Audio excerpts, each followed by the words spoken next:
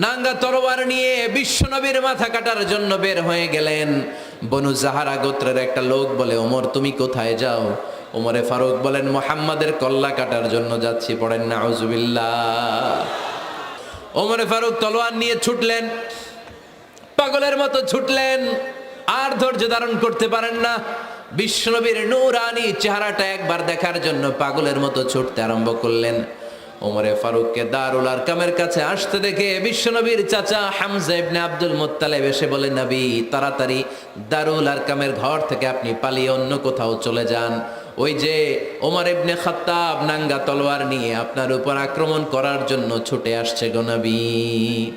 বিশ্বনবী বললেন, ও আমার সাহাবারা, ও আমার চাচা হামজা, সবাই আপনারা সরে যান, ওমররে আসতে দেন, ওমররে বাধা দিয়েন না। কারণ কিছুদিন আগে তাহাজ্জুদের নামাজ পড়ে আমি আল্লাহর কাছে একটা বিশেষ দোয়া করেছি, আমার মন বলছে ওই দোয়াটা আল্লাহ কবুল করতে শুরু করেছে। ওমরে ফারুক চলে আসলেন, এসে কোনো কথা নাই, চিৎকার দিয়ে বললেন, আশহাদু আল্লা ইলাহা ইল্লাল্লাহ ওয়া আশহাদু আন্না মুহাম্মাদান আবদুহু ওয়া রাসূলুহু। আমি সাক্ষ্য দিলাম আল্লাহ এক, অদ্বিতীয়, আল্লাহ ছাড়া কোনো ইলাহা নাই, নিশ্চয় আপনি মুহাম্মদ আল্লাহর বান্দা এবং রাসূল। সুবহানাল্লাহ পড়েন। ওই শাহাদাতের জ্যোতি সাইয়েদনা ওমর ফারুকের হৃদয়টারে উজালা করে দিল। দুনিয়ার সব ভয়কে পেছনে ফেলে এক আল্লাহর ভয়কে অন্তরে ধারণ করে আওয়াজ করে পড়লেন, আশহাদু আল্লা ইলাহা ইল্লাল্লাহু ওয়াহদাহু লা শারীকা লাহু ওয়া আশহাদু আন্না মুহাম্মাদান আবদুহু ওয়া রাসূলুহু। পড়েন সুবহানাল্লাহ।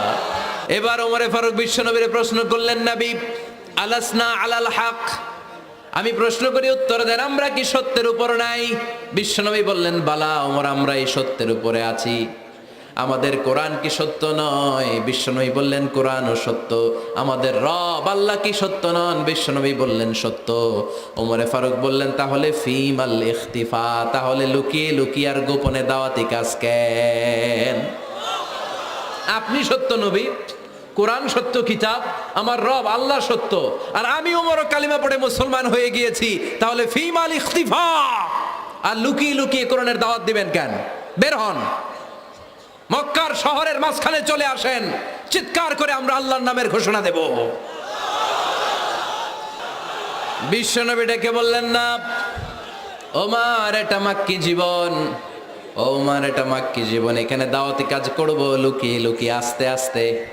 আল্লাহ যখন আমাদেরকে বিজয়ী করে দিবেন তখন আমরা প্রকাশ্যে দাওয়াত দিলে কোনো সমস্যা নাই। সাইয়েদনা ওমর ফারুক বলেন, না ও নবী, আমার উপর ছেড়ে দেন, আমি দেখব, আপনি আমারে শুধু মক্কার জামিনে একটা মিছিল দেওয়ার অনুমতি দেন। কিসের অনুমতি? আল্লাহর নামের তাকবীর দেওয়ার অনুমতি দেন।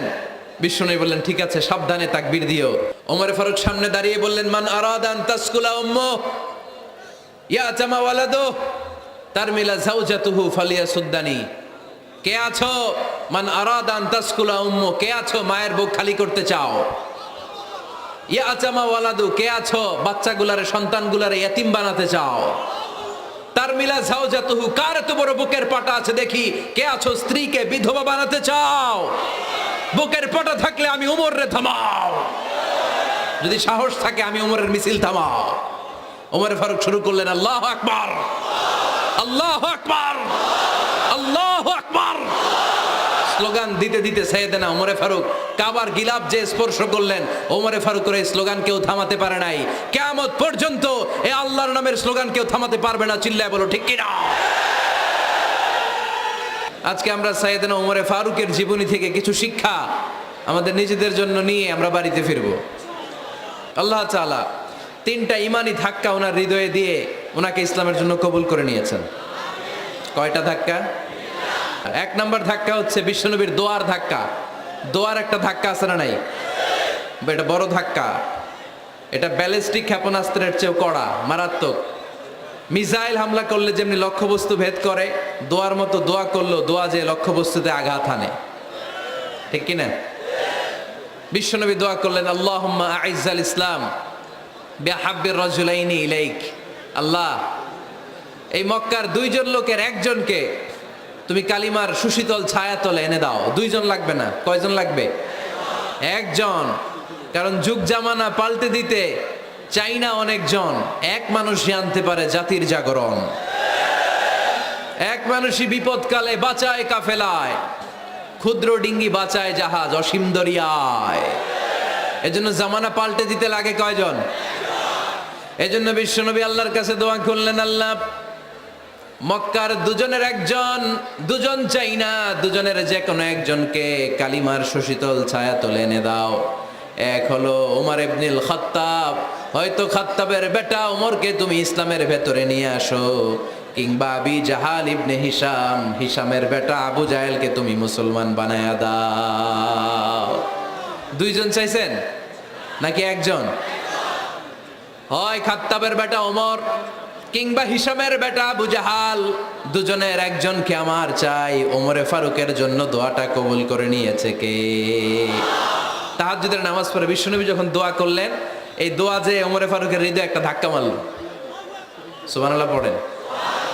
বিশ্বনবী দোয়া করলেন, আল্লাহ হয় ওমরে ফারুককে আপনি এনে দেন, অথবা আবু জাহেলের মনটারে নরম করে দেন। ওমরে ফারুকের জন্য দোয়াটা কবুল করে নিল কে?